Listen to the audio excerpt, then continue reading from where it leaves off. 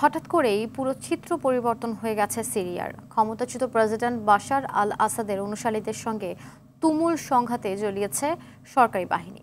গেল দুদিনে নিহতের সংখ্যা ছাড়িয়েছে 1000, যার মধ্যে 745 জন বেসামরিক, 125 জন সিরীয় নিরাপত্তা বাহিনীর সদস্য এবং 148 জন আসাদের প্রতি অনুগত যোদ্ধা। বিস্তারিত দেখুন রাকিব হাসানের রিপোর্টে।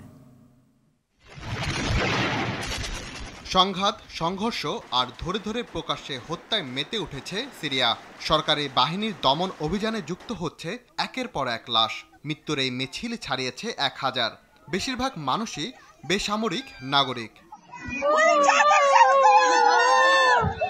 দেশটির বর্তমান ইসলামপন্থী সরকারের নিরাপত্তা বাহিনী ও বন্দুকধারীরা ভূমধ্য সাগরের তীরবর্তী লাতাকিয়া প্রদেশের আলাউইত অঞ্চলে গেল কয়েকদিনে আসাদপন্থী আলাউইত সম্প্রদায়ের নারী ও শিশুসহ কয়েক শত সদস্যকে হত্যা করেছে বলে অভিযোগ উঠেছে। আলাউইত সম্প্রদায়কে লক্ষ্যবস্তু করে অন্তত 30টি গণহত্যা চালানো হয়েছে।